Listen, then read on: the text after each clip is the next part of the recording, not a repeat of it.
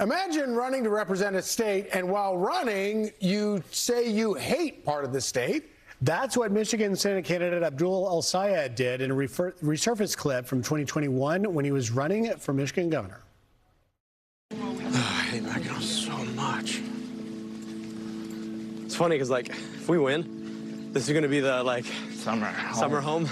I'm just going to be like, every time I've ever come here, I've hated it. Why am I here?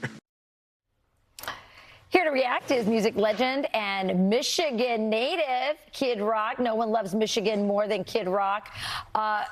Kid, so let's talk about this, because in Wisconsin we have someone running for governor who hates Thanksgiving, and now you have someone in Michigan running for Senate who hates what might be one of the most beautiful towns in America, which is Mackinac Island. So for those who don't know about Mackinac Island, tell us what it is and tell us your reaction to what he said.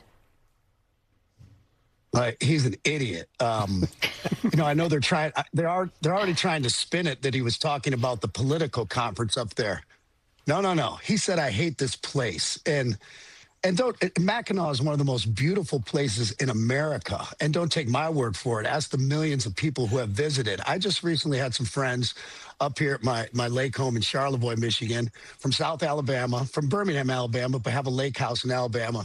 Knew nothing about northern Michigan. So one of the first things I do is take them over to Mackinac Island. There's no cars there. You get a buggy pulled by horses. You tour the island and the old Fort Mackinac there. You see the beautiful landscape and homes overlooking Lake Michigan and the Mackinac Bridge. And then my favorite thing to do, one of my favorite things on earth, is to end up at the Grand Hotel, which is one of the largest front porches in the world, if not the largest in America, lined with American flags. And you're sitting there having a whiskey drink before you go to dinner. And it's God's country. Every little town up here in North Michigan is like a Norman Rockwell painting come to life. And it's complete idiocracy. I mean, I think we have to be very careful of people like Mandami and El Sayed. And, and their Islam, they're what they believe in Islam. This man's saying he hates Mackinac, but he has property in Dubai.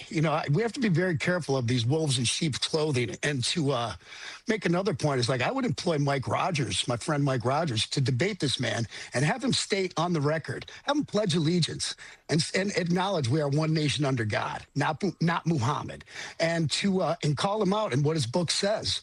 The faith they subscribe to, that it says there will be no peace on earth until everyone converts to Islam. And if you want to leave Islam or you won't convert, that they say it's okay to call for your death. I mean, people have, my Democratic friends, not these crazy liberals, but my Democratic friends and independents need to take a hard look at what this teaches, because it's very scary. I believe Charlie Kirk was right when he said this has no place in Western civilization, especially America. And before we even get into debating these crazy socialist and communistic policies they want to implement, I think we need to get down to some real brass tacks and have them state on the record that they know that Sharia law has no place and never will in this country. And God forbid it tries to. Our grandchildren are going to be fighting that war. So as you point out, his campaign tried to say he was just talking about the conference, but then they also said, they tried to make a joke about what he said about Mackinac Island, saying, who could love an island that doesn't allow automobiles? That was going to get him out of trouble in Michigan. Is that going to work? Yeah, I mean, the Motor City. I mean, come on. I mean, idiocracy part 2. This is just insane to even debate it. Anyone who looks at pictures who has ever visited this island, it is God's country. It literally is. And it's one of the most beautiful spots on earth. And I hate even being on here with beautiful Lake Charlevoix in the back of me, because we kind of keep this as our own little secret up here. And now I'm kind of letting the whole world know about it. Too much. I might be in a lot of trouble up here.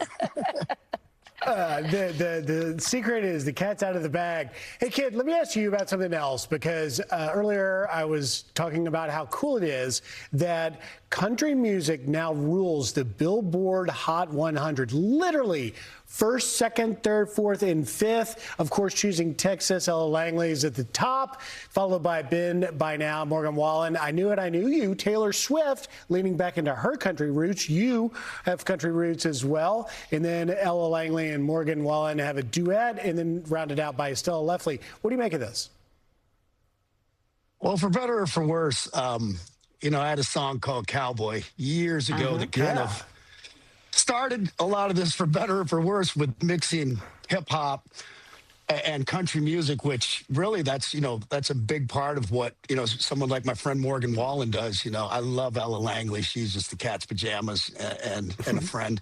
I think it's great, but really a lot of this country music has really turned into pop music, and you have to just call it what it is. It's really pop music, and I think it's light years better than the pop music. If I happen to click on a pop station, I don't, and I just might be old grandpa, like, I hate that music. But I would rather hear the country tinges in it than the pop music, coming out of L.A. and other spots. Kid, you have a new album coming out. Tell us about it before we have to let you go, because I know you're excited about it. You sent me a little taste of it on my phone, and I loved it. So let's just talk about that quick.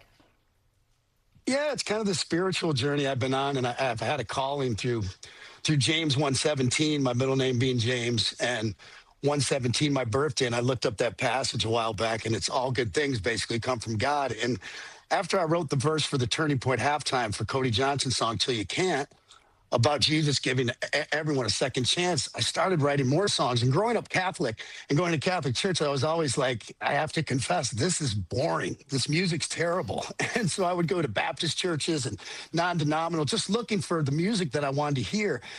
And there's some good stuff, but it was always a little bit of this dark place. So I decided to write the songs that I kind of wanted to celebrate Jesus and my faith with, which are rock and roll, country, hip hop. And I picture, this celebration on a Saturday night, everyone celebrating God, drinking beer, just having a great time, making it this place that you want to go to, that you don't want to miss, not that you have to go to.